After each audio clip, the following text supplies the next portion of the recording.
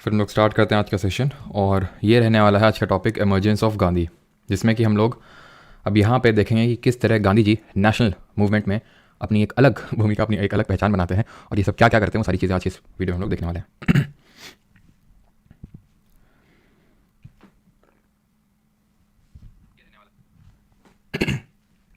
Good evening सभी को। प्राची, रहमान, श्रुति, खुशी, अक्षता, कुणाल, परविंदर, अनिशा, राज, सौरभ, सोनिया, चलो सभी को गुड इवनिंग। तो स्टार्ट करें उससे पहले वोट्स नोट वॉइस तो प्रॉपर है पर नोट्स नहीं इंग्लिश। नोट्स इंग्लिश के आज से जो पुराने वाले नोट्स हैं ना वही मिलना स्टार्ट हो जाएंगे आज सबको, है ना।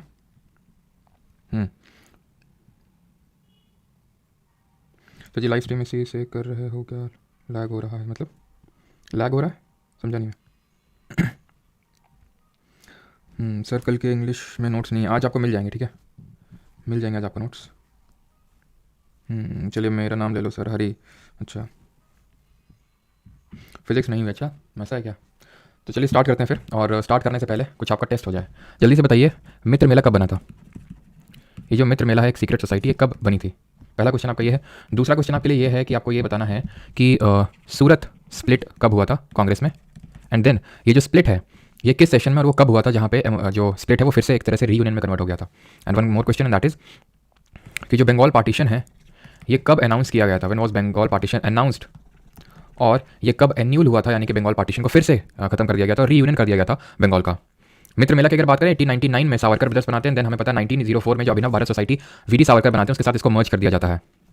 सूरत स्प्लिट की बात करें 1907 में सूरत स्प्लिट होता है। सूरत में जो सेशन होता है कांग्रेस का, इसको प्रिसाइड करते हैं रास बिहारी घोष और यहाँ पे स्प्लिट होता है। और रीयूनियन की अगर बात करें तो 1916 में होता है लखनऊ सेशन, जिसको कि अंबिका चरण मजूमदार प्रिसाइड करते हैं। और इस लखनऊ सेशन में लखनऊ पैक्ट भी साइन होता है किन दो पार्टीज के बीच में? Indian national Congress and Muslim league के बीच में। बंगाल पार्टीशन की अगर अनाउंसमेंट की बात करें तो अनाउंसमेंट हुआ था अक्टूबर 1905 और एन्यूल हुआ था 1911 में, ठीक है, जब हमारा क्या हुआ था, दिल्ली दरबार ऑर्गेनाइज करवाया गया था, ठीक है। तो दिल्ली दरबार ऑर्गेनाइज करवाया गया था 1911 में और यहाँ पे एन्यूलमेंट का अनाउंसमेंट किया गया था और कैपिटल शिफ्ट करी गई थी फ्रॉम कलकत्ता टू दिल्ली। अब गांधी जी का हम लोग स्वागत करते हैं। तो गांधी जी के अगर हम बारे में बात करें थोड़ी सी, तो बेसिक चीज़ें जान लेते हैं जो हम लोग बचपन में पढ़ते थे। क्या जन्म कब हुआ था, मम्मी का नाम क्या था, पापा का नाम क्या था, ये सारी चीज़ें। तो जन्म कब हुआ था अगर कोई बताना चाहेगा? 2 अक्टूबर, कौन सा ईयर था वो? और इनकी मदर का नेम अगर बात करें तो इनकी मदर का नेम था पुतली बाई और इनके फादर का नाम था, जो इनके नाम में था, मोहनदास करमचंद गांधी। तो इनके फादर का नाम करमचंद गांधी था। तो ये आपको याद रखना है कि 2 अक्टूबर 1869 को इनका जन्म होता है। पुतली बाई इनकी मदर का नेम था और करमचंद गांधी जो है, करमचंद गांधी, बेसिक सी चीज़ें हैं, ठीक है। अब तो पूछता नहीं एग्जाम में, लेकिन फॉर्मेलिटीज़ पूरी कर लेते हैं। तो पुतली बाई इनकी मदर का नेम और करमचंद गांधी के फादर का नेम और 2 अक्टूबर 1869 को इनका जन्म होता है, ठीक है। अब गांधी जी हमें पता है कि अपनी पढ़ाई के लिए लंदन गए थे। देन उसके बाद ये काफ़ी टाइम तक साउथ अफ्रीका में भी है, ठीक है। साउथ अफ्रीका में, तो साउथ अफ्रीका में उन्होंने क्या क्या किया वो सारी चीज़ें हम देखते हैं, ठीक है। तो बैरिस्टरशिप के लिए गए थे। बैरिस्टरशिप मतलब जो वकीली होती है उसको हम बोलते हैं, ठीक है। तो सेटअप इन्होंने करी थी नेटल इंडियन कांग्रेस, कहाँ पे? साउथ अफ्रीका में। He started Indian opinion. ये इंडियन ओपिनियन क्या था? एक तरह का न्यूज़पेपर था, ठीक है। नेटल इंडियन कांग्रेस क्या थी? एक तरह की सोसाइटी थी, बिकॉज साउथ अफ्रीका में बहुत रेशियल चीज़ें हो रही थी। रेशियल इन द सेंस कि साउथ अफ्रीका के जो इंडिजिनस लोग थे वो भी कलर में अगर बात करें ब्लैक। अब जैसे साउथ अफ्रीका के आप काफ़ी सारे प्लेयर्स को जानते होंगे ना, AB डिविलियर्स है ना, मार्कल ब्रदर्स हुआ करते थे, मिलर हो गया, ठीक है। तो काफ़ी सारे आप साउथ अफ्रीकन क्रिकेट प्लेयर्स को जानते होंगे और वो ज़्यादातर आप देखते होगे वो गोरे है ना, गोरे होते हैं ना कलर में, बट एक्चुअली वो साउथ अफ्रीका के नहीं है, वो यूरोपियंस हैं। वो मेनली ब्रिटिशर वगैरह या फिर कोई अदर यूरोपियंस है जो साउथ अफ्रीका में आए थे और वहीं पे सेटल हो गए। जैसे हमारा वो है साउथ अफ्रीका टीम का कैप्टन कौन है? जॉन मेनेगाटॉन कौन हो, नाम याद नहीं आ रहा। साउथ अफ्रीकन टीम का कैप्टन कौन है? वो अजीब सा नाम है उसका। तो वो एक्चुअल में जो मतलब जैसे ककीसरा वाडा हो गया, ठीक है, तो ये सब नेटिव वहाँ के हैं, यानी कि जो ब्लैक इन कलर आपको देखने को मिलते हैं। तो एक्चुअली उनके खिलाफ काफ़ी रेशियल डिस्क्रिमिनेशन होता था और आज भी होता है साउथ अफ्रीका में अगर देखें तो, ठीक है। और वहाँ पे काफ़ी सारे इंडियंस भी रहते थे, बिकॉज वहाँ पे ब्रिटिशर जो है उनको मजदूर बना के ले जाते थे और भी जो बिजनेसमैन है उनको मजदूरी के लिए वहाँ पे ले जाते थे। तो उनके खिलाफ काफ़ी डिस्क्रिमिनेशन होता था। जैसे फॉर एग्जाम्पल वो सारी चीज़ें मैं आपको बहुत जल्दी और बहुत शॉर्ट में बता रहा हूँ, बिकॉज हमारे एग्जाम पर्सपेक्टिव से इतनी इंपॉर्टेंट नहीं है कि रात के घर 9 बजे से बाहर नहीं निकल सकता कोई, मतलब नेटिव साउथ अफ्रीकन और कोई इंडियन, मतलब कि गोरे निकल सकते हैं, ठीक है। और एकदम वही नहीं, आपने सुना होगा कि dogs and Indians are not allowed here. तो इस तरह के बिलबोर्ड्स वगैरह लगे रहते थे और बहुत सारे डिस्क्रिमिनेटरी प्रैक्टिसेस जो है ब्रिटिशर्स वहाँ पे प्रैक्टिस करते थे। तो गांधी जी ने पहले तो मतलब एक तरह से पिटिशंस लिख के भेजी ब्रिटिशर्स को, ताकि मतलब एक तरह से उनको ये लगा कि उनको अभी पता नहीं है कि किस तरह से यहाँ पे चीज़ें हो रही हैं। अगर उनको पता चलेगा तो शायद उन चीज़ों को इंप्रूव कर लें जो ब्रिटेन में बैठी हुई है गवर्नमेंट। बट ऐसा कुछ हुआ नहीं, तो इसलिए उन्होंने फिर एक सोसाइटी सेटअप करी, नेटल इंडियन कांग्रेस। उन्होंने एक न्यूज़पेपर निकाला, Indian opinion, and he setup 2 farms, Phoenix farm और टॉलस्टॉय फार्म। ये फार्म है क्या? तो एक्चुअली वहाँ पर उन्होंने सत्याग्रह की एक नई टेक्निक डिवॉल्व करी, जिसको कि फिर हम देखेंगे कि इंडिया में इन्होंने इसको काफ़ी यूज़ किया सत्याग्रह को। तो सत्याग्रह एक्चुअली उन्होंने साउथ अफ्रीका में इवॉल्व किया था, फिर वहीं पे इसका जन्म हुआ था सत्याग्रह टेक्निक का, जहाँ पे उनका ये पूरा फिलॉसफी था कि भाई सत्याग्रही सच के सामने नहीं झुकेगा, ठीक है, उसके वो कभी वॉयलेंस नहीं करेगा, चाहे भले उस पर कितनी याचनाएं प्रताड़नाएं सहनी पड़ी, लेकिन वो वॉयलेंस नहीं करेगा और नहीं सच के, जो सच है उसी के मार्ग पर चलेगा। तो ये सत्याग्रह की उन्होंने कुछ बेसिक डेफिनेशन दी थी गांधी जी ने, तो उसको सत्याग्रही बोलते थे। जो भी सत्याग्रही होते थे तो उनके रहने के लिए और उनके एक तरह से खर्चा पानी चलाने के लिए उनको वहाँ पे स्किल सिखाई जाती थी, ठीक है, वोकेशनल स्किल सिखाई जाती थी और वहाँ पे रहने के लिए बंदोबस्त हुआ करता था। तो फिनिक्स फार्म जो है पहले सेटअप किया था गांधी जी ने, अगर मैं बात करूँ तो 1904 के टाइम पे, टॉल्स्टॉय फार्म 1910 के टाइम पे। जो फिनिक्स फार्म है ये एक्चुअल में अगर कभी कभी पूछ लेता है, ठीक है, मैंने एग्जाम में तो नहीं देखा लेकिन हाँ केबीसी में एक बार पूछ लिया था कि ये किस ऑथर की कौन सी किताब से इंस्पायर होकर फिनिक्स फार्म बनाया था, तो जॉन रस्किन करके हुए, ठीक है, जॉन रस्किन, और इनकी एक थी अनटू दिस लास्ट, इससे इंस्पायर होकर इन्होंने इसकी स्थापना करी थी फिनिक्स फार्म की, राइट। और इन्होंने काफ़ी सारे सत्याग्रह मतलब जैसे कि माइग्रेट नहीं कर सकते थे जो इंडियंस है एक जगह से दूसरी जगह, ठीक है, तो उसको लेकर इन्होंने सत्याग्रह चलाया। इंडियंस को इंडियंस को एक सर्टिफिकेट लेकर हमेशा रखना पड़ता था, तो उसके खिलाफ इन्होंने सत्याग्रह चलाया। तो काफ़ी सारी चीज़ें इन्होंने करी, ठीक है, इंडिविजुअल लेवल पे, बट वो कभी एग्जाम में से पूछता नहीं है, तो हमें चीज़ें करने की जरूरत नहीं है। ये 3-4 इंपॉर्टेंट चीज़ें जो आपको याद कर लेने की गांधी जी ने साउथ अफ्रीका में क्या क्या किया। अब साउथ अफ्रीका में करने के बाद अब गांधी जी आते हैं बैक टू इंडिया, और इंडिया में कब वापस आते हैं, तो इंडिया में अगर हम बात करें तो इंडिया में Gandhi ji returns to India on 9 जनवरी 1915। 9 जनवरी 1915 को ये भारत वापस लौटते हैं, और इसी दिन को हम मनाते हैं 9 जनवरी को प्रवासीय भारतीय दिवस, यानी वो भारतीय जो बाहर रह रहे हैं उनको हम बोलते हैं प्रवासीय भारतीय, तो उनके लिए हम दिवस सेलिब्रेट करते हैं, जो नॉन रेजिडेंट इंडियंस है, प्रवासीय भारतीय दिवस इसीलिए हम 9 जनवरी को सेलिब्रेट करते हैं, बिकॉज गांधी जी इसी दिन भारत लौटे थे साउथ अफ्रीका से।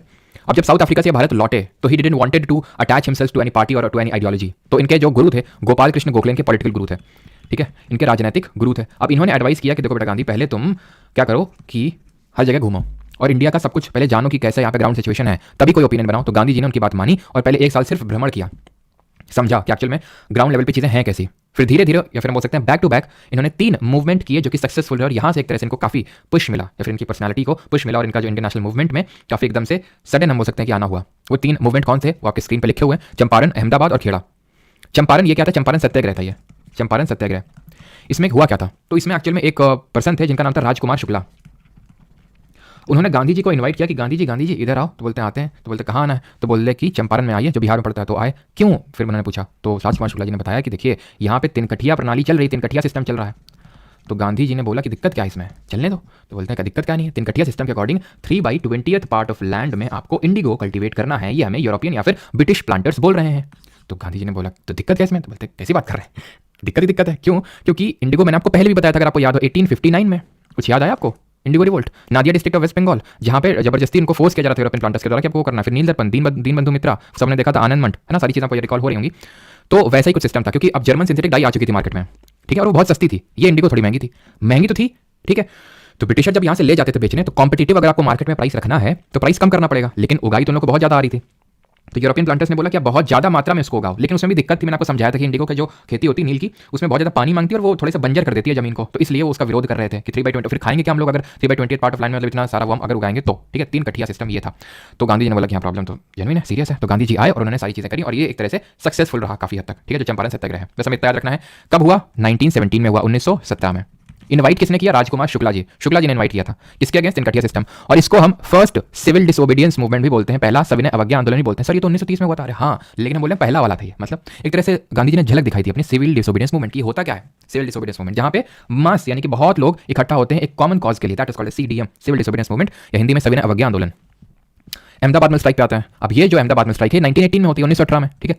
अब ये किसके रिस्पेक्ट में थे, तो यहाँ पे अहमदाबाद, इसको हम पूरा अगर लिखें तो ये मिल स्ट्राइक थी। यहाँ पे बुलाती हैं अनुसुईया साराभाई बोलती हैं गांधी जी, तो बोलते हैं हाँ बताओ अनुसुईया जी क्या हुआ। तो अनुसुईया जी बोलती हैं कि देखिए गांधी जी यहाँ पे क्या हो रहा है, ये हमारा भाई है जिसका नाम है अंबालाल, ये मिल वर्कर्स पे जुल्म ढाए हुए हैं। तो गांधी जी ने बोला कैसा जुल्म बताओ। तो उन्होंने बोला कि देखिए हो ये रखा है कि एक्चुअल में 1917 में गुजरात का जो पूरा एरिया यहाँ पे प्लेग फैला हुआ था। प्लेग क्या होती है, एक बीमारी होती है, चूहों कैसे फैलती है, बहुत लोगों की डेथ हो रही थी। अब बहुत लोगों की डेथ हो रही थी तो लोग यहाँ से पलायन भी कर रहे थे। अब जो मिल ओनर्स थे उनको मिल के लिए वर्कर्स नहीं मिल रहे थे। जब वर्कर्स नहीं मिल रहे थे तो इन लोगों ने शुरू किया प्लेग बोनस का सिस्टम कि कोई नहीं, मत भागो तुम बाहर, अहमदाबाद से बाहर मत जाओ, हम तुम्हें प्लेग बोनस देंगे। और जब ये प्लेग खत्म हो गया तो इन लोगों ने बोनस रिट्रीट कर लिया, प्लेग बोनस अब ना मिलेगा। तो बोलते हैं ठीक है, वर्कर्स बोलते हैं ठीक है मत दो। लेकिन ये भी तो सोचो कि 1918 का टाइम, फर्स्ट वर्ल्ड वॉर खत्म ही हुआ है, ब्रिटेन एंगेज था उसमें, भले जीत गया है लेकिन उसकी भी हालत खस्ता हुई है। तो इस वजह से इन्फ्लेशन यानी मुद्रास्फीति बहुत ज़्यादा बढ़ गई है, चीज़ों के दाम बहुत ज़्यादा बढ़ गए। अब इन्फ्लेशन को हम अच्छे से डील करेंगे इकोनॉमिक्स में, ये लोग पढ़ चुके हैं उन लोगों को पता होगा। तो इन्फ्लेशन का मतलब होता है चीज़ों के दाम बढ़ जाना। जैसे टमाटर मान लो अब एकदम से आपका 80 रुपये किलो हो जाए, ठीक है, तो वो हो गया इन्फ्लेशन हो गया। तो अगर इन्फ्लेशन है उसकी वजह से प्राइस बढ़े हुए हैं तो उसी चीज़ का बोनस दे दो, लेकिन हमें तो बोनस चाहिए क्योंकि बड़ी महंगाई चल रही है। तो भाई इन लोगों ने कितना डिमांड किया, जो मिल ओनर्स थे, मतलब जो मिल के वर्कर्स थे, उन्होंने डिमांड किया कि 50% हाइक करो वेजेस में। लेक बोनस उस समय 70% 80% इतना हमें मिला करता था, इतना हाइक होके मतलब बढ़ के। ये लोग बोले तो 50% दो, मिल ओनर्स बोलते नहीं 20%, गांधी जी बोलते हैं चलो ना तुम्हारी ना हमारी 35%। अब क्या ये परसेंटेज याद रखने ना, नहीं याद करनी है, ठीक है, बस वो रेफरेंस के लिए बता दी मैंने। अहम जिस तरह Champaran Satyagraha was first civil disobedience movement, उसी तरह अहमदाबाद जो मिल स्ट्राइक थी वॉज फर्स्ट हंगर स्ट्राइक, पहली भूख हड़ताल थी। क्यों? क्योंकि गांधी जी खुद यहाँ पे हंगर स्ट्राइक में गए थे, भूख हड़ताल पे गए थे, बिकॉज वर्कर्स बोले थे हाँ हम तो मतलब यहाँ पे मरे पड़े हैं, गांधी जी आराम से एंजॉय कर रहे हैं, तो चलो भाई कुछ नहीं होगा। तो फिर गांधी जी ने जो है उसको कॉज को उठाने के लिए या फिर ये दिखाने के लिए कि ही इज़ जेनुअनली कंसर्न्ड, तो वो फिर उन्होंने हंगर स्ट्राइक पे गए। जगह कम है लेकिन फिर भी कोई नहीं, आगे बढ़ लेते हैं, ठीक है, यहाँ पे लिख लेते हैं। तो फिर आते हैं खेड़ा सत्याग्रह पे, ठीक है, खेड़ा को यहाँ पे एक्सप्लेन कर देते हैं। ये भी आपका 1918 में होता है, ठीक है, यहाँ पे लिख देता हूँ मैं 1918 में। तो 1917 में चंपारण और अहमदाबाद और खेड़ा सत्याग्रह, अहमदाबाद मिल स्ट्राइक और खेड़ा सत्याग्रह 1918 में, ठीक है। अब यहाँ पे बुलाते हैं सरदार पटेल जी, सरदार वल्लभ भाई। एक्चुअली में अभी तक इनके नाम क्या सरदार नहीं लगा था, सरदार टाइटल इनको 1928 में मिलता है, 1928 में सरदार टाइटल मिलता है बरदौली सत्याग्रह में, ठीक है। अरे यार राइटिंग आज बड़ी खराब बन रही है क्या मतलब, वैसे कौन सा अच्छी बनती है भाई, बरदौली सत्याग्रह, ठीक है। तो बरदौली सत्याग्रह में 1928 में सरदार का टाइटल यहाँ की जो विमेंस हैं बरदौली सत्याग्रह में जो पार्टिसिपेट करती हैं वो देती हैं। अभी तक ये सिर्फ वल्लभ भाई पटेल थे। अब वल्लभ भाई पटेल इनको बुलाते हैं गांधी जी को, तो गांधी जी बोलते हैं अभी तो हम बिजी हैं यहाँ पे अहमदाबाद वाले में, आप देखो मतलब लोगों तक पहुँच जाओ और उनकी मतलब एक्चुअल में कंसर्न पहले समझ लो थोड़ा सा, तब तक हम आते हैं, ठीक। तो खेड़ा सत्याग्रह, और हाँ यहाँ पे अनुसुईया साराभाई मतलब उतना इंपॉर्टेंट नहीं, जैसे राजकुमार शुक्ला ज़्यादा इंपॉर्टेंट है, ये ज़्यादा नहीं पूछा था। तो अनुसुईया साराभाई और ये कौन थी, एक्चुअल में एक मिल ओनर हुए जिनका नाम अंबालाल साराभाई था, वो एक्चुअल मिल ओनर के एसोसिएशन के अध्यक्ष थे, और उनकी बहन थी अनुसुईया साराभाई। तो आप समझ रहे हैं अपने भाई के अगेंस्ट गई, और एक्चुअल में जो अंबालाल साराभाई थे वो गांधी जी के भी फ्रेंड थे, तो वो अपने फ्रेंड के खिलाफ जाके उन वर्कर्स के लिए लड़े थे, ठीक है। तो ये चीज़ आपको समझ में। अब खेड़ा हुआ क्यों था, ठीक है, तो खेड़ा हुआ था क्योंकि एक्चुअल में ये था गवर्नमेंट का कि अगर प्रोड्यूस, एक्चुअल में जैसे ये लैंड है और इसमें इतना प्रोड्यूस हो सकता है, गवर्नमेंट एस्टिमेशन मानेगी कि भाई इतना प्रोड्यूस हो सकता है इसमें, और अगर 1/4 से इसका कम होगा तो फिर जो है हम टैक्स नहीं लेंगे, टैक्स वो कर देंगे। तो एक्चुअल में उस साल वही हुआ था 1918 में, क्योंकि अकाल पड़ गया था। अकाल मतलब समझते हैं, अकाल का मतलब है कि एकदम पानी वानी ना होना एकदम, ठीक है, एकदम बारिश बिल्कुल हुई नहीं, सूखा पड़ गया एकदम। तो इस वजह से एकदम प्रोड्यूस हुआ नहीं, लेकिन गवर्नमेंट बोली थी नहीं प्रोड्यूस तो हुआ है, आप झूठ बोल रहे हैं। तो फिर ये बात पटेल जी ने रखी भी ब्रिटिशर्स के सामने, लेकिन वो माने नहीं। और फिर बाद में जब गांधी जी यहाँ पे आए तो फाइनली जो है एक एग्रीमेंट यहाँ पे रीच किया, और ये हुआ कि भाई ठीक है 1918 में हुआ था ये 1920, तो बरदौली की बात कर रहा हूँ मैं, जहाँ इनको सरदार का टाइटल मिला था। तो 1918 में गवर्नमेंट ने बोला कि ठीक है, मतलब जब इन लोगों ने सब किया, यानी कि एक्चुअली में इसको फर्स्ट नॉन कॉपरेशन बोलते हैं, फर्स्ट नॉन कॉपरेशन का मतलब क्या होता है, हम सहयोग नहीं करेंगे आपके साथ, ये है कि आप हमारे यहाँ पे रह रहे हो, हमारी भी तो जरूरत पड़ेगी, तो हम सहयोग नहीं करेंगे तुम्हारा, नॉन कॉपरेशन। याद ऐसे कैसे रखोगे, सी से चंपारण, सी से सीडीएम, ठीक है। इसमें थोड़ा सा याद रख लो कि गांधी जी भूख हड़ताल में गए थे अहमदाबाद पे, ठीक है, और ये अपने आप एनसीएम हो जाएगा, ठीक। तो अब आते हैं कि 1918 का सस्पेंड कर दिया गया, और जो भी लैंड को एक्चुअल में ब्रिटिशर्स ने थोड़ा सा वो किया था, फोर्स का यूज़ किया था, जो लोग अब पैसा टैक्स नहीं भर रहे थे तो उनकी जमीनें हड़प ली गई थी, तो वो जमीनें जो हैं उनको रिटर्न कर दी गई, ठीक, बस खत्म हो गया। अब आगे बढ़ते हैं, मोंटेगी चाइल्ड रिफॉर्म्स पे आते हैं। यहाँ तक किसी को डाउट नहीं, पहले पूछ लो, देन इस पे आते हैं, ये है क्या, किसी का यहाँ तक कोई डाउट? क्या भाई बफरिंग वगैरह हो रही है क्या बनाते रहते हो शाकुर राठेर, क्या बना रहे हो ये सब? सर जनवरी में नया बैच आ रहा है? नहीं भाई रोज रोज का नया बैच आएगा क्या? जनवरी में नया बैच आ रहा है, क्लियर, ओके। पहले कौन सा खेड़ा है अहमदाबाद? पहले अहमदाबाद बताया तो मैंने, बोला जब खेड़ा में इनवाइट किया, मतलब पटेल साहब ने बोला गांधी जी को, तो गांधी जी बोलते हैं बिजी हैं वहाँ पे, बाबू लौट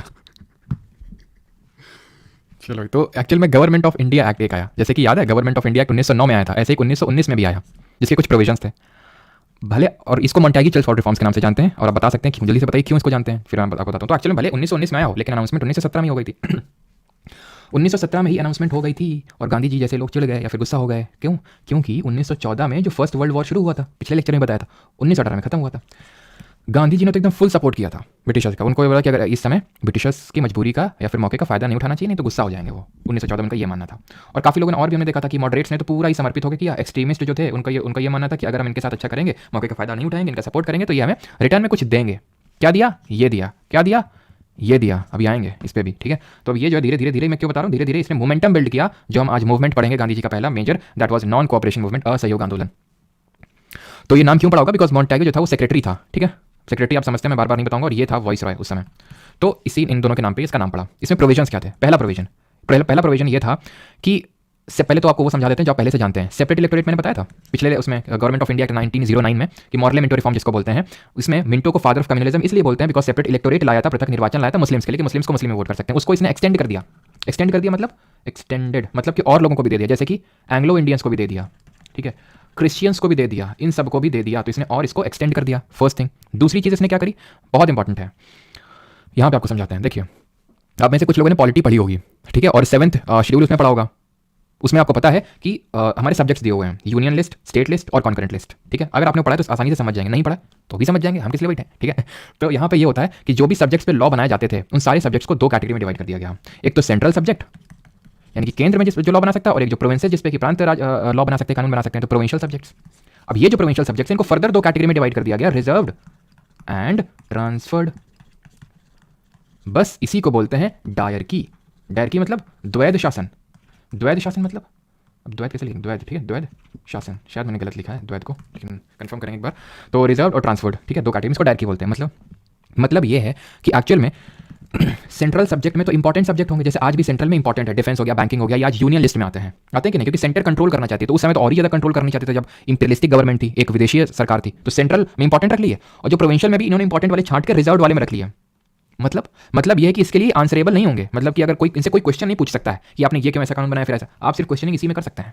तो उन्होंने एक तरह से इसमें डायरकी ले आई, कहाँ पे, प्रोविंसेस में। ये बहुत बहुत इंपॉर्टेंट फैक्ट है, यहाँ पे मैं लिख देता हूँ, ठीक है, डायरकी एट प्रोविंसेस। इसको अच्छे से समझ लीजिएगा, अगर इसको ये नहीं समझ पाए तो गवर्नमेंट ऑफ इंडिया 1935 का नहीं समझ पाएंगे आप, ठीक है, और आई होप ये समझ जाओगे आप। फिर जो तीसरा पॉइंट आपको यहाँ पे याद रखना है, दैट इज कि ये बाई कैमरल लेजिस्लेचर इन्होंने इंट्रोड्यूस किया सेंटर में, ठीक है। बाई कैमरल लेजिस्लेचर का मतलब है द्विसदनीय विधानमंडल, ठीक है, by cameral legislature at centre, यानी कि प्रोविंसेस पे डायरकी और by cameral legislature at centre, मतलब द्विसदनीय विधानमंडल इसको बोलते हैं, ठीक। तो सिर्फ तीन चीजें आपको याद रखनी है, और ये मैंने आपको यहाँ पे ये नहीं बताया है कि जो रिजर्व सब्जेक्ट्स है उसको गवर्नर एडमिनिस्टर करेगा थ्रू हिज एग्जीक्यूटिव काउंसिल, और ट्रांसफर्ड को करेगा administer ministers from legislative council. क्यों नहीं बताया, या फिर अब बता तो दिया है लेकिन मैंने लिखवाया नहीं, और नहीं मैंने आपको याद करने के लिए बोल रहा हूँ, क्योंकि आपसे नहीं पूछेगा आपके एग्जाम में, ठीक है। आप पीसीएस लेवल में पूछ सकता है और पूछता भी है, लेकिन आपके लिए इंपॉर्टेंट नहीं कि रिजर्व सब्जेक्ट कौन एडमिनिस्टर करेगा, गवर्नर थ्रू एग्जीक्यूटिव काउंसिल, जिसके लिए आंसरेबल नहीं होगा, मैं ये बता चुका हूँ, नॉट आंसरेबल, इसके लिए आंसरेबल होगा वो, ठीक है, और ये लेजिस्लेटिव मिनिस्टर्स की हेल्प से वो करेगा, ठीक है। इतनी चीज क्लियर। तो ये तीन चीजें आपको याद रखनी है, तीन चार चीजें मैं फिर से रिपीट करता हूँ। पहली चीज, सेपरेट इलेक्टोरेट, पृथक निर्वाचन को और एक्सटेंड किया, इंट्रोड्यूस किया मुस्लिम्स के लिए 1909 वाले ने, लेकिन इसने एक्सटेंड किया। डायरकी लाया प्रोविंसेस पे, मैंने समझाया डायरकी का मतलब है प्रोविंशियल सब्जेक्ट्स को भी दो कैटेगरी में डिवाइड कर देना। और तीसरा है बाई कैमरल लेजिस्लेचर सेंटर, यानी कि द्विसदनीय विधानमंडल सेंट्रल लेवल पे। या होप समझ गए होंगे। अब आते हैं रॉलेट सत्याग्रह पे। ये रॉलेट सत्याग्रह क्या है?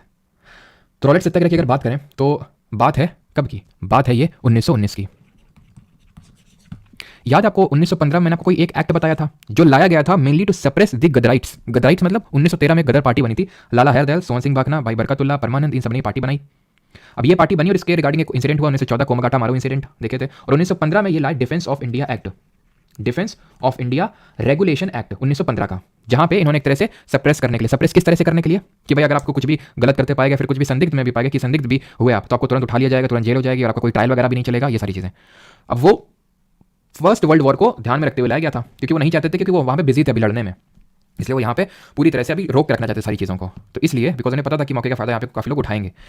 अब ये 1919 में क्या करते हैं, किनको लगता है बात तो सही है, मतलब काफ़ी अच्छी चीज़ें साबित हुई। तो एक ब्रिटिश जज था, उसका नाम था सिडनी रॉलेट, तो उसने काफ़ी रिकमेंडेशन दिए कि भाई इसको परमानेंटली आप लेके आओ, और इसको इस तरह से लेके आओ कि मतलब अगर कोई भी सीडिशियस एक्टिविटी भी करता पाया गया तो तुरंत उसको डिपोर्ट कर दिया जाएगा, तुरंत उसको इंप्रिजन कर दिया जाएगा, जेल में डाल दिया जाएगा विदाउट एनी ट्रायल, कोई ट्रायल भी नहीं चलेगा 2 साल के लिए, ठीक है। तो ये लेके आई और इसको बोला हमने इसीलिए रॉलेट एक्ट, इसको हमने बोला रॉलेट एक्ट इसीलिए बोला, बट एक्चुअल में इसका नाम क्या था? इसका नाम था anarchical and revolutionary crimes act, anarchical and revolutionary crimes act इसका नाम था। लेकिन रॉलेट एक्ट इसलिए बोलते हैं बिकॉज सिडनी रॉलेट जो ब्रिटिश जूरिस्ट था उसने रिकमेंडेशन दिए थे कि क्या दिए थे कि एक्टिविस्ट, यहाँ पे मैं लिख देता हूँ, एक्टिविस्ट शुड बी डिपोर्टेड और इम्प्रिजेंट, शुड बी डिपोर्टेड, डिपोर्टेड मतलब कि विदेश भेजना, ठीक है, इम्प्रिजेंट without trial for 2 years, without trial for 2 years, 2 साल के लिए। और इसीलिए इसको बोलते हैं नो अपील, नो दलील, नो वकील, सीधा जेल। क्लियर यहाँ तक? अब ये जो है दोनों चीज़ें, चाहे वो रॉलेट एक्ट हो, अभी रॉलेट सत्याग्रह मैंने क्यों लिखा है अभी आपको समझ आएगा, रॉलेट एक्ट हो चाहे मॉन्टेगी चेल्स फॉर रिफॉर्म्स हो, दोनों ने गुस्सा भर दिया था। गांधी जी भी गुस्से में थे कि यार हमने तो सपोर्ट किया था, ये लोग तो क्या ही कर रहे हैं। तो फिर इसलिए गांधी जी ने यहाँ पे सत्याग्रह ऑर्गेनाइज करवाया, उसको हमने बोला रॉलेट सत्याग्रह। सत्याग्रह मतलब कि आपको सत्याग्रही के तौर पे यानी कि बिना कोई वायलेंस किए हुए ऑर्गेनाइज करना है, और रॉलेट एक्ट जिसको कि गांधी जी ने ब्लैक एक्ट बोला, काला कानून बोला, उसके खिलाफ प्रोटेस्ट करना है। ये किसने बोला? ये गांधी जी ने बोला, ब्लैक एक्ट, इसको इसके खिलाफ प्रोटेस्ट करना है। अब जब प्रोटेस्ट हो रहे थे, ठीक है, तो अब यहाँ पे कुछ दिक्कत हो जाती है। सर कोई टॉपिक से रिलेटेड किसी का डाउट हो तो पूछा करो बीच में, ठीक है, और नहीं तो फिर से क्लास होता है, अगर वैसा डाउट है तो लास्ट में रखा करो, ठीक है। तो होता क्या है कि कुछ इंपॉर्टेंट चीज़ें होती हैं यहाँ पे, इंपॉर्टेंट डेवलपमेंट होते हैं। डेवलपमेंट इन द सेंस कि सबसे पहले 6 अप्रैल को सत्याग्रह को लॉन्च किया जाता है, ठीक है, सत्याग्रह लॉन्च्ड। 9 अप्रैल को, 9 अप्रैल को अरेस्ट होती है 2 इंपॉर्टेंट लोगों की।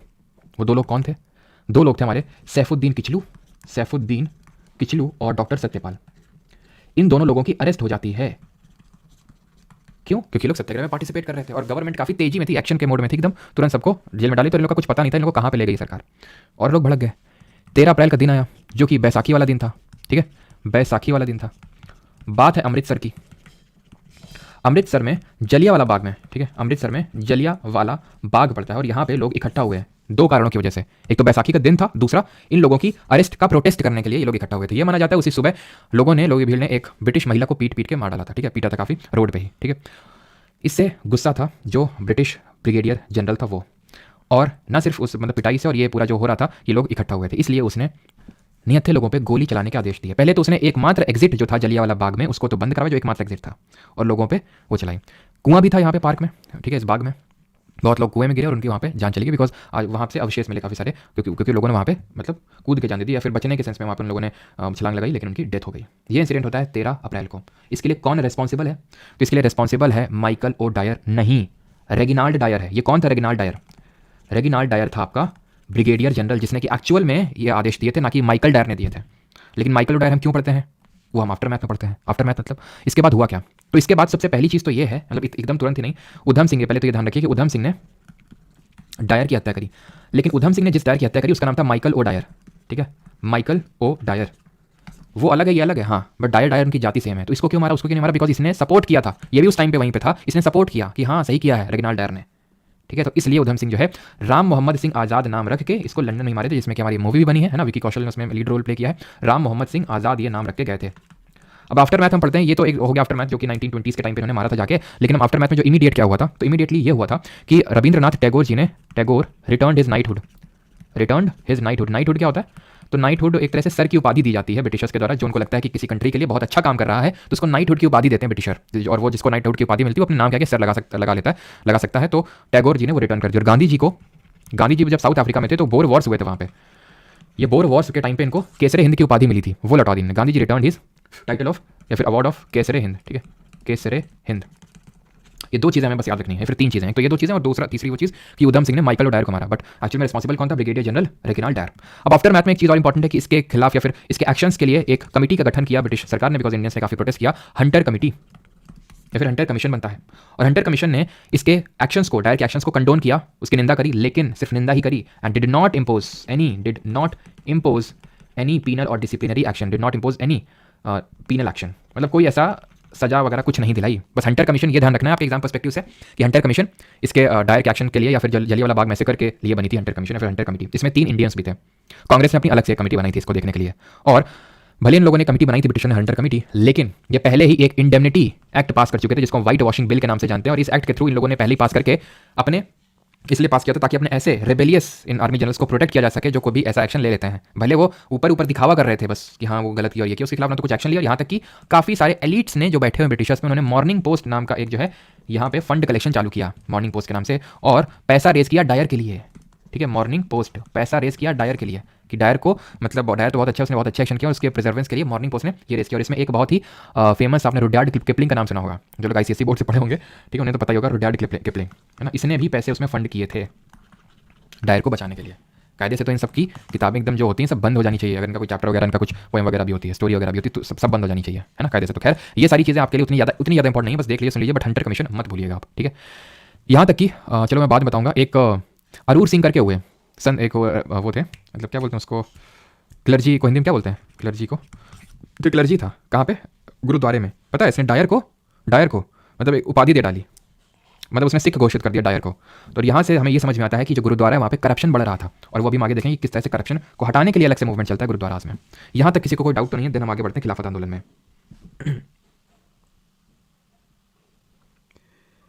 CBSE में भी, अच्छा एक्चुअली मैं ICSE वाला हूँ ना, तो इसलिए बोला CBSE का पता नहीं, अच्छा बुक फाड़ दिया था, सही, अच्छा किया।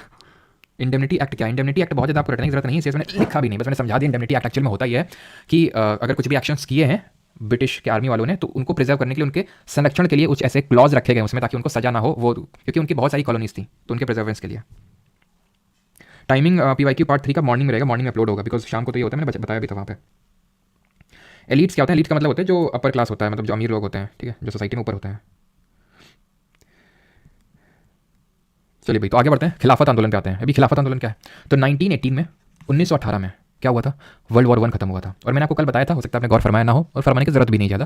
तो ये है कि Britain, USA, UK, Japan, Russia एक साइड थे, जर्मनी, ऑस्ट्रिया, हंगरी, टर्की, ये सब एक साइड थे। अब ब्रिटेन वाला साइड जीत गया, टर्की वाला साइड हार गया। अब टर्की में बैठते थे खलीफा साहब, जो मुस्लिम्स के एक तरह से बोल सकते हैं सबसे मतलब बहुत मानते थे, एक तरह से समझ सकते हो, खलीफा है उनके, ठीक है ठीक है। तो खलीफा उनके वहीं पे बैठते थे और सारे जितने भी मुस्लिम्स हैं इंक्लूडिंग इंडिया वो उनको मानते थे। अब जब ये जीते वर्ल्ड वॉर 1 तो इन्होंने यहाँ से खलीफा को हटा दिया, डिसमेंबर्ड हिम, मतलब हटा दिया इनकी पोजीशन से।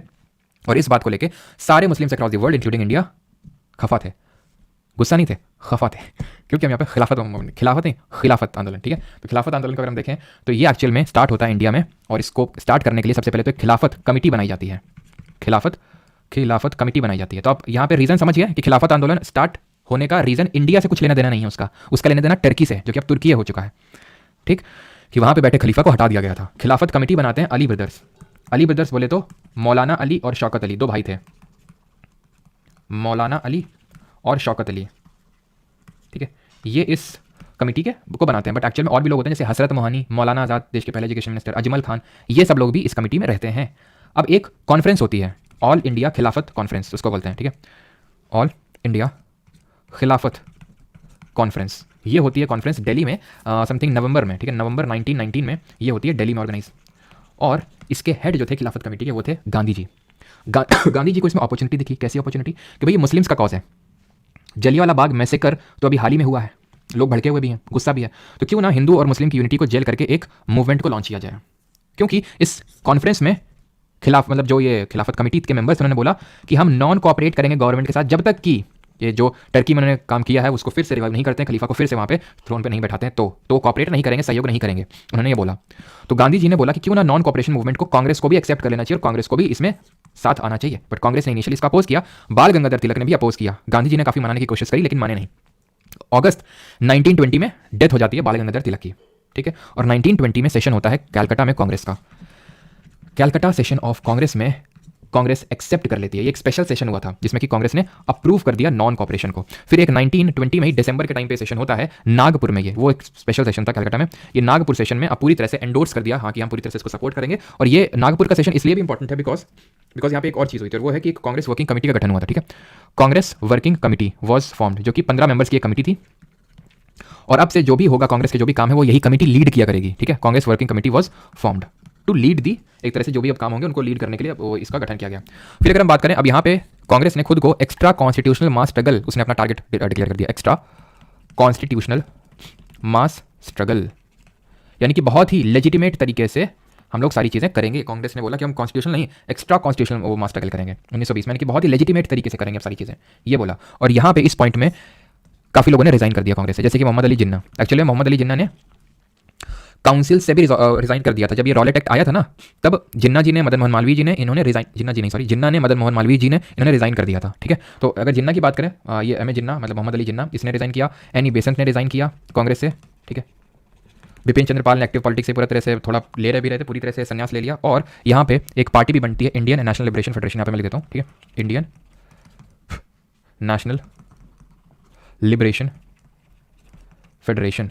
ये पार्टी बनाते हैं सुरेंद्र नाथ बनर्जी, ठीक है, ये ध्यान रखना आपको, सुरेंद्र नाथ बनर्जी, ठीक, ये चीज़ आपको ध्यान रखनी है। अब आते हैं नॉन कॉपरेशन मूवमेंट पे। ये है क्या? कॉपरेट नहीं करना है गवर्नमेंट के साथ। स्वदेशी मैंने आपको समझाया था, याद है? स्वदेशी में क्या है कि सारी चीज़ें देसी वाली यूज़ करेंगे, यानी कि खुद की यूनिवर्सिटीज़, खुद के स्कूल्स, इन सब का यूज़ होगा, फॉरेन चीज़ों का यूज़ नहीं होगा, और उनके साथ हम कॉपरेट भी नहीं करेंगे। ये सारी चीज़ें इसमें हो रही थी। इसकी खास बात ये थी इस मूवमेंट की, इसमें हिंदू मुस्लिम यूनिटी बहुत देखने को मिली। और क्यों? उसका रीज़न भी आप साफ है, क्योंकि मुस्लिम्स का भी एक इसमें कॉज था जेन्युइन बहुत ज़्यादा, जो कि हमें ना तो पहले देखने को मिला जो कि बंगाल पार्टीशन हुआ था, ना तो आगे देखने को मिलेगा इस तरह का ये जो यूनियन है, या फिर इस तरह की जो मतलब हिंदू मुस्लिम यूनिटी है। यहाँ पे एक तिलक स्वराज फंड भी स्थापित किया गया बाल गंगाधर तिलक की याद में, बिकॉज उनके अभी मैंने बताया हाल ही में डेथ हुई थी अगस्त 1920 में। तो 1921 में इसको वो किया गया और बहुत ही जल्दी इसको ओवर सब्सक्राइब कर लिया गया, मतलब कि बहुत लोगों ने इसमें पैसे डाले नॉन कॉपरेशन मूवमेंट को फंड करने के लिए, सपोर्ट करने के लिए। लोकल लेवल पे भी स्ट्रगल्स चालू हो गए थे, लोकल स्ट्रगल्स भी चालू हो गए थे। जैसे कि अगर बात करूँ, अवध किसान मूवमेंट स्टार्ट हो गया था यूपी में, एक एका मूवमेंट स्टार्ट हुआ था कब? 1921 में। तो ये पूछ सकता है, याद कर ढंग से रखिएगा इसको, यूपी में एका मूवमेंट 1921 में। मपीला रिवोल्ट हुआ एक, ठीक है, मपीला रिवोल्ट। अब याद है आपको, मैंने मालाबार रिवोल्ट पढ़ाया था पहले, ठीक है। अब ये 1921 वाला वही मालाबार रिवोल्ट यहाँ पे वही उसी मालाबार रीजन में होता है। एक्चुअल में यहाँ पे जो जमींदार थे वो हिंदू थे, और जो पेजेंट से वर्कर थे वो वो मुस्लिम्स थे। तो एक्चुअल में ये इनके खिलाफ विरोध कर रहे थे, जो पेजेंट्स थे वो जमींदार के खिलाफ विरोध कर रहे थे, और कहीं ना कहीं ये हिंदू वर्सेस मुस्लिम बन गया। पहले तो कांग्रेस ने, गांधी जी ने, नेहरू जी ने सपोर्ट किया यहाँ पे जब उनके कॉज, पेजेंट के कॉज के लिए, लेकिन जब ये हिंदू वर्सेस मुस्लिम बन गया तो दोनों लोगों ने, फिर कांग्रेस ने पैर वापस खींच ली, क्योंकि नॉन कॉपरेशन मूवमेंट इसी थीम पर ही बेस्ड था, हिंदू मुस्लिम यूनिटी की थीम पे, और उसको सपोर्ट करते तो कहीं ना कहीं वो वीक पड़ जाता। तो बस ये ध्यान रखना, मपीला रिवोल्ट, इसको मालाबार रिवोल्ट भी बोलते हैं, 1921, और जो मालाबार रीजन है यहाँ पे हुआ है, ठीक है। And the last is Sikh agitation for removal of mahants, ठीक है, Sikh agitation for removal of mahants. अभी मैंने आपको बताया कि महंत हुए जैसे कि अरूर सिंह जैसे, जिन्होंने सिख की पदवी दे दी, किसको, डायर जैसे, क्या ही बोले उसको, है ना, तो उनको दे दी, तो यानी करप्शन बढ़ रहा था, और उनके रिमूवल के लिए, करप्ट महंस के लिए, यहाँ पे करप्ट महंस होना चाहिए वैसे, तो रिमूवल ऑफ करप्ट महंस, ठीक है, तो इनको हटाने के लिए यहाँ पे एजिटेशन चलता है, तो सारे 1921 के टाइम पे, ठीक है। ये सारी चीज़ें क्लियर है आपको कि कब कब क्या होता है। अब यहाँ पे आते हैं किस पे, आफ्टर मैथ पे। आफ्टर मैथ मतलब कि अब एक्चुअल में होता क्या है, कैसे ये मूवमेंट और आगे बढ़ता है। तो 1922 की बात है, सॉरी 2 फरवरी नहीं, आई थिंक 5 फरवरी होगा, 5 फरवरी 1922 की बात है। लोकल लेवल पे गोरखपुर में एक प्रोटेस्ट जा रहा था, ठीक है, एक लोकल प्रोटेस्ट जा रहा था, और उनके लीडर्स को पुलिस वालों ने पीट दिया। अब जब पीट दिया तो पास में ही था पुलिस स्टेशन, तो ये भड़के लोगों ने उस पुलिस स्टेशन में लगा दी आग, और आग लगाते ही काफ़ी सारे तो जल गए अंदर ही पुलिस वाले, और जो बाहर निकलने की कोशिश की उनको भी अंदर ही फेंक दिए उठा के। तो टोटल 22 पुलिसमैन की डेथ होती है, और 5 फरवरी 1922 हिस्ट्री में एक काफ़ी इंपॉर्टेंट डेट बन जाती है, चौरी चौरा हत्याकांड या फिर चौरी चौरा इंसिडेंट के नाम से, जहाँ पे चौरी चौरा एक गाँव का नाम है, विलेज है एट गोरखपुर, और ये जो चौरी चौरा गाँव है यहाँ पे 22 पुलिसमैन की डेथ होती है। और जब ये बात पता चलती है गांधी जी को, तो he suddenly withdraws the non cooperation movement, असहयोग आंदोलन को वापस ले लेते हैं, क्योंकि गांधी जी का ये मानना, और गांधी जी खुद को ब्रिटिशर्स के समक्ष प्रस्तुत कर देते हैं कि मुझे अरेस्ट कर लो, बिकॉज जो भी वॉयलेंस हुआ है उसके लिए जो भी मुझे सजा दी जाएगी वो मैं एक्सेप्ट करता हूं पूरी तरह से, क्योंकि वो नॉन वॉयलेंस पे बिलीव करते थे। और इस एक्शन को लेके CR दास, मोतीलाल नेहरू, जवाहरलाल नेहरू, बहुत सारे जो कांग्रेस के लोग थे वो एकदम सरप्राइज हो गए कि गांधी जी ने क्या किया ये, बिकॉज ये मूवमेंट बहुत सही चल रहा था, और हो सकता है उसी टाइम पे आज़ादी मिल जाती, बट गांधी जी का ये मानना था कि भले आज़ादी मिल जाती, भले ये मूवमेंट सक्सेसफुल हो जाता, बट एक्चुअल जो कोर फिलॉसफी है वो अभी हम समझे ही नहीं है, वो है नॉन वायलेंस, यानी हमें हिंसा नहीं करनी है चाहे कुछ भी हो जाए। यही एक्चुअल में सत्याग्रही का मेन मतलब है। तो 1922 में इनको जेल हो जाती है 6 साल के लिए, बट वो 6 साल की होती नहीं है, 2 साल इनको रिलीज कर दिया जाता है, वो आगे पढ़ेंगे 1924 में। तो नॉन वायलेंस की कोर फिलॉसफी बिलीव करते थे, इसलिए Gandhi ji विथड्रॉज non cooperation movement, ठीक है, विथड्रॉज NCM। और इस चीज़ को अप्रूव किया गया था, कांग्रेस का सेशन हुआ था बरदौली में, ठीक है, कांग्रेस का जो सेशन हुआ था बरदौली में इसने सस्पेंड कर दिया नॉन कॉपरेशन, मतलब कुछ ऑफिशियल चीज़ें करनी होती है ना, तो वो इसने ऑफिशियली सस्पेंड कर दिया, ठीक है, सस्पेंडेड नॉन कॉपरेशन मूवमेंट, ठीक है। और अब यहाँ से क्या होगा, पहले यहाँ तक बताओ, यहाँ तक किसी कोई डाउट तो नहीं है, फिर आगे बढ़ते हैं, क्योंकि अब यहाँ पे खत्म हो गया आपका, बस हमारा एक कंपोनेंट और बाकी है, उसको भी कर लेते हैं, इसका आफ्टर मैथ, ठीक है। थैंक यू भी नहीं, इसका आफ्टर मैथ तो किया नहीं, अच्छा आफ्टर मैथ भी पूरा करना, ठीक है। मैं हमेशा अकेला ही होता हूँ, अच्छा, तालियाँ, बहुत अच्छा किया गांधी जी। अच्छा वो गांधी वगैरह वो सब चल रहा होगा ना, हाँ गांधी जी हार्ट हो जाता है। वल्लभ भाई पटेल बरदौली सेशन, हाँ बिल्कुल बरदौली सेशन में थे वो। गरम दल का क्या डाउट है किसी का? नो डाउट हो क्या 1947 तक आज करवा दोगे ना? अरे हाँ 1947 क्यों, अभी सीधे 2024 तुमको 24 में लैंड करवाते हैं, अभी 2023 चल रहा है ना, 24 में सीधे लैंड कराएंगे तुमको पूरी। अभी तक हिस्ट्री पढ़ाएंगे, आगे का फ्यूचर ही पढ़ाएंगे, क्या है कि चिंता कर रहा है, ठीक है। तो कांग्रेस ने सस्पेंड कर दिया। अब होता क्या है, अब यहाँ पे एक पॉलिटिकल वैक्यूम क्रिएट हो जाता है। पॉलिटिकल वैक्यूम का मतलब क्या होता है? पॉलिटिकल वैक्यूम का मतलब होता है कि लोग अब ये कांग्रेस के लोग अब ये नहीं समझ पा रहे थे, जो ये सब लीड कर रहे थे कि अब करें तो करें क्या, बोलें तो बोलें क्या। तो उन्होंने ये सोचा कि भाई उसमें अब 2 सेक्शन बढ़ गए कांग्रेस में। एक ने ये बोला कि अभी तक जो हो रहा था उसको कंटिन्यू रखते हैं, एक ने बोला नहीं मज़ा नहीं आ रहा, चेंज करते हैं कुछ, ठीक। अब क्या मज़ा नहीं आ रहा, क्या चेंज करते हैं और किस चीज़ को कंटिन्यू करते हैं? तो काउंसिल्स का बॉयकॉट चल रहा था कि काउंसिल मतलब जैसे आज होता है ना लेजिस्लेटिव असेंबली, लेजिस्लेटिव काउंसिल, विधानसभा, विधान परिषद। तो काउंसिल में इंडिया के लोग कुछ थे, तो उन्होंने बोला कि हम चुनाव नहीं लड़ेंगे और काउंसिल्स में नहीं जाएंगे, यानी कि काउंसिल्स का होगा पूरी तरह से बॉयकॉट। तो ये गांधी जी पहले से ही कर रहे थे, यही तो है नॉन कोऑपरेशन, हम कोऑपरेट ही नहीं करेंगे। तो एक सेक्शन ने बोला इसको कंटिन्यू रखते हैं, तो उनको बोला गया नो चेंजर्स, मतलब वो कोई चेंज नहीं चाहते हैं। इसको लेके आपको एक मीम भी देखने को मिलेगा इंस्टाग्राम पे, जो जुड़े हुए हैं कल आपको एक बढ़िया सा मीम देखने को मिलेगा, ठीक है, इसी पूरे चीज़ पे बेस्ड। तो काउंसिल्स का बॉयकॉट नो चेंजर्स, और एक ने बोला काउंसिल्स के बॉयकॉट को खत्म करो, इसको खत्म करो, इसको चेंज करो और काउंसिल्स में एंट्री लो, और वहाँ पे अपनी बात को सामने रखो। और अगर कोई एक ऐसा बिल ये लाती है गवर्नमेंट तो उसका विरोध करते हैं वहीं पे जाके ही। इनको बोला गया प्रो चेंजर्स। अब गया में एक सेशन हुआ कांग्रेस का, गया सेशन ऑफ कांग्रेस दिसंबर 1922 में, गया सेशन ऑफ कांग्रेस ये होता है दिसंबर 1922 में। और यहाँ पे डिफरेंसेस निकल के सामने आ जाते हैं। ये बोलते हैं कि देखो हम लोग अब एक साथ नहीं चल पाएंगे, तुम बोल रहे हो ये नो चेंजर्स मतलब कोई कुछ चेंज नहीं करना है, काउंसिल बॉयकॉट कंटिन्यू रखना है, और आप बोल रहे हो कि नहीं हम तो प्रो चेंजर्स काउंसिल एंट्री रखना है, तो आप अपना देख लो। नो चेंजर्स ने बोला आप अपना देख लो, because Gandhi ji was initially opposed to this idea of council entry. तो ये जो प्रो चेंजर्स थे उन्होंने खुद की एक अलग पार्टी बना ली, जो प्रो चेंजर्स थे उन्होंने खुद की एक पार्टी बना ली जिसका नाम रखा ऑल इंडिया खिलाफत स्वराज पार्टी। इन शॉर्ट इसको हम स्वराज पार्टी के नाम से भी जानते हैं।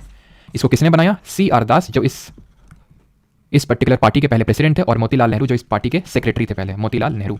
और भी थे जैसे अजमल खान वगैरह, ये भी इस पार्टी में थे, नो चेंजेस वाली लीग में। इन लोगों ने बहुत सारी चीज़ें करी, जैसे एक पब्लिक सेफ्टी बिल करके आया था 1928, पब्लिक सेफ्टी बिल आया था 1928 में, उसको डिफीट किया इन लोगों ने, मतलब उसको नहीं आने दिया। तो ये इसमें ये प्रोविजन था कि कोई भी फॉरेनर अगर इंडिया में आता है तो उसको हम तुरंत डिपोर्ट करने की शक्ति रखते हैं, उसको तुरंत वापस भेज देंगे, क्योंकि वो लोग ये नहीं चाहते थे कि वो लोग यहाँ पे आके कुछ भड़काएं इंडियन लोगों को, रेवोल्यूशन की यहाँ पे कुछ आग जलाएं। तो इस बिल को इन लोगों ने डिफीट करने का काम किया। वहीं पे अगर हम नो चेंजर्स की बात करें तो no changers focused on constructive work. ये कंस्ट्रक्टिव वर्क क्या होता है? फोकस, रचनात्मक कार्य पे फोकस किया इन लोगों ने। ये रचनात्मक कार्य क्या होता है? कंस्ट्रक्टिव वर्क ये होता है जो पहले से होता चला आ रहा था, आश्रम बनाएंगे, स्कूल बनाएंगे, ये सारी चीज़ें होती हैं कंस्ट्रक्टिव वर्क, जिस पे नो चेंजेस फोकस कर रहे थे। तो गया सेशन में ये अलग अलग हो जाती हैं, बट जो हमारी स्वराज पार्टी है it worked with in the Congress. और ये चीज़ आपको कल मीम देख के ही समझ में आएगी, और अगर नहीं, वैसे तो आ गई होगी, ठीक है। स्वराज पार्टी मतलब यही नहीं बोल रहा हूँ मैं, फोर्स नहीं कर रहा हूँ कि वो मीम देखना ही देखना है, मतलब समझ गएंगे। स्वराज पार्टी सूरत जैसा स्प्लिट हुआ था 1907 में, मॉडरेट्स वर्सेस एक्सट्रीमिस्ट, वैसा नहीं हुआ था यहाँ पे। मतलब ठीक है अलग हो गए, लेकिन कॉन्टैक्ट में थे कांग्रेस से। क्लियर? खत्म। और हाँ, स्वराज पार्टी भी फर्दर डिवाइड हो गई थी। अगर कभी पूछ ले कि स्वराज पार्टी ये भी डिवाइड हो गई थी बाद में, was divided into responsivists and non responsivist, responsivists and non responsivists. अब हमें ज़्यादा डीप में समझने की ज़रूरत नहीं है, अगर पूछेगा तो बस इतना ही पूछेगा, नॉन रेस्पॉन्सिविस्ट्स, ठीक है। और एक चीज़ और कि गांधी जी इनिशियली तो अपोज करते थे इनका, लेकिन 1924 में जब जेल से छूट के आए तो इन्होंने प्रिसाइड किया बेलगाम सेशन, जो हमने देखा भी था कांग्रेस का जब देख रहे थे। तो बेलगांव जो कि कर्नाटका में जगह है, जिसको बेलगावी के नाम से भी जानते हैं, तो ये हुआ था 1924 में। And it is the only session presided by Gandhi ji, यानी कि एकमात्र सेशन जिसको गांधी जी ने अध्यक्षता करी थी, सेशन प्रिसाइडेड बाई गांधी जी।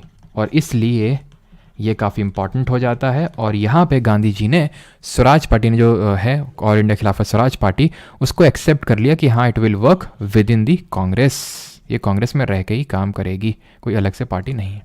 और यहाँ पे हमारी चीज़ें हो गई ख़त्म। और आज जो है हम लोग क्वेश्चंस नहीं करेंगे। क्यों? क्योंकि आज जो है जो क्वेश्चंस हैं वो काफ़ी मिक्स्ड फॉर्मेट में है। कुछ क्विट इंडिया मूवमेंट का है, CDM का है, तो जब कल कर लेंगे वो चीज़ें तब हम क्वेश्चंस करेंगे, ठीक है, या फिर जब परसों कर लेंगे सारी चीज़ें तब। तो आई थिंक आज ये पहली बार होगा हम लोगों का कोई क्लास, इतने क्लास बाद जब हम लोग कोई PYQs आज नहीं करेंगे। उसका रीज़न यही है कि क्वेश्चन मिक्स होंगे, फिर मैं बोलूँगा इसको छोड़ दो, उसको छोड़ दो, इसको छोड़ दो। तो इससे अच्छा जब सब कुछ हो जाएगा, बस 1-2 लेक्चर की बात और है तो सारे कर लेंगे। तो कल हम लोगों का जो हो जाएगा, कल CDM हो जाएगा, कल मेजर पोर्शन हो जाएगा CDM और भगत सिंह और ये सब देख लेंगे। और एक छोटा सा बस लास्ट में लेक्चर हो जाएगा सैटरडे को क्विट इंडिया मूवमेंट का, ठीक है। और जो चीज़ें हुई थी मतलब RIN म्यूटिनी और ये सारी चीज़ें, उसके बाद या तो कल कर लेंगे या फिर क्विट इंडिया मूवमेंट के बाद हम लोग सारे क्वेश्चंस एक साथ कर लेंगे। ऑलराइट, चलिए तो क्लियर है। अभी रिवीजन करवा दें, बताओ। वाह, खुशी देखो ट्रेविस बीट द हीट की है, नाम देखो ट्रेविस बीट द हीट, और खुशी देखो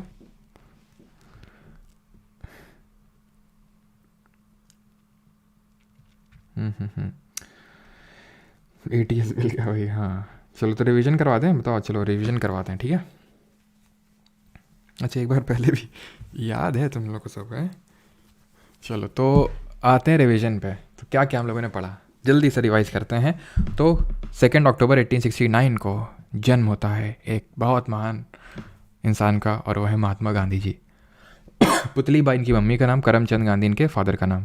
बैरिस्टरशिप के लिए जाते हैं लंदन, फिर जाते हैं साउथ अफ्रीका। साउथ अफ्रीका में कुछ चीज़ें करते हैं, जैसे कि नेटल इंडियन कांग्रेस सेटअप करते हैं, और इंडियन ओपिनियन अखबार निकालते हैं साउथ अफ्रीका में, और फिनिक्स फार्म और टॉल्स्टॉय फार्म स्टैब्लिश करते हैं। 9 जनवरी 1915 को भारत वापस आते हैं, प्रवासी भारतीय दिवस मनाया जाता है। 1 साल तक घूमते हैं on the advice of Gopal Krishna Gokhale, जो कि इनके कौन थे, इनके पॉलिटिकल गुरु थे, राजनीतिक गुरु थे गांधी जी के। इसके बाद वो बैक टू बैक 3 मूवमेंट करते हैं, चंपारण सत्याग्रह, अहमदाबाद मिल स्ट्राइक और खेड़ा सत्याग्रह। Champaran 1917, Kheda and Ahmedabad and Kheda 1918। चंपारण पहला सिविल डिसोबीडियंस था, तिनकठिया सिस्टम के अगेंस्ट था। राजकुमार शुक्ला ने इनवाइट किया था, गांधी जी की जीत हुई थी। Ahmedabad mill strike, it was mill owners versus workers, it was regarding the discontinuation of plague bonus, it was first hunger strike. Then 1918 में खेड़ा में हमने देखा था कि किस तरह से जो टैक्स है उस पर ये बोला था कि टैक्स नहीं लिया जाना चाहिए, ठीक है। 1918 में ये हुआ था, फर्स्ट नॉन कॉपरेशन मूवमेंट ये था हमारा, ठीक है। ये चीज़ें थी। देन हमें ये देखा था कि अब आता है Rowlatt act.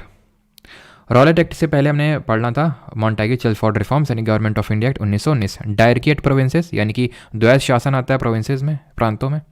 By cameral legislature, द्विसदनीय विधानमंडल at centre.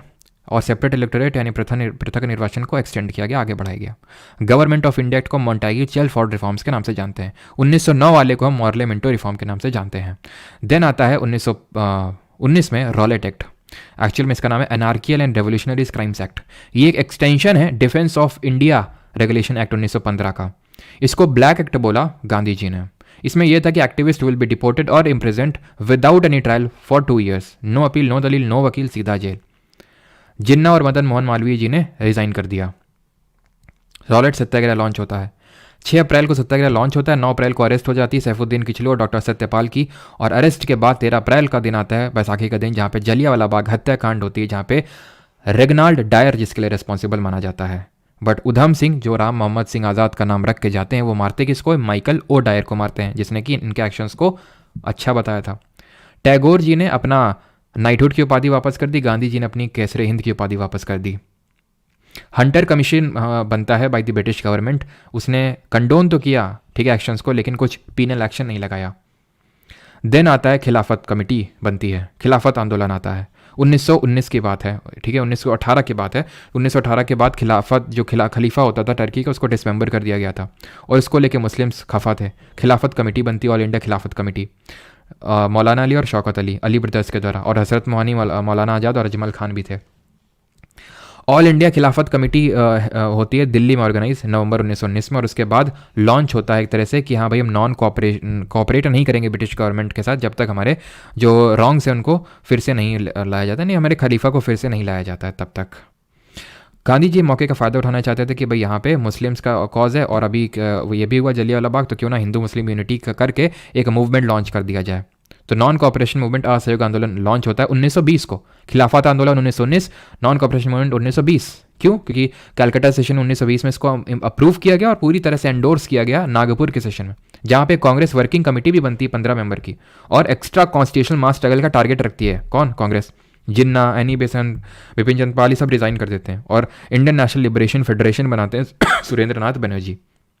Tilak Swaraj fund बनता है 1921 में और लोकल लेवल में स्ट्रगल स्टार्ट होते हैं, जैसे एका मूवमेंट, मालाबार रिवोल्ट और Sikh agitation for removal of mahants 1921 के टाइम पे सारे। देन 5 फरवरी 1922 को एक घटना होती है, चौरी चौरा, एक गांव है गोरखपुर में, वहां पे। और इस घटना में ये होता है कि 22 पुलिसमैन की डेथ हो जाती है। सुन के वॉयलेंस की हिंसा या फिर हिंसा सुन के गांधी जी इसको वापस ले लेते हैं। Everyone was shocked, Gandhi ji talked.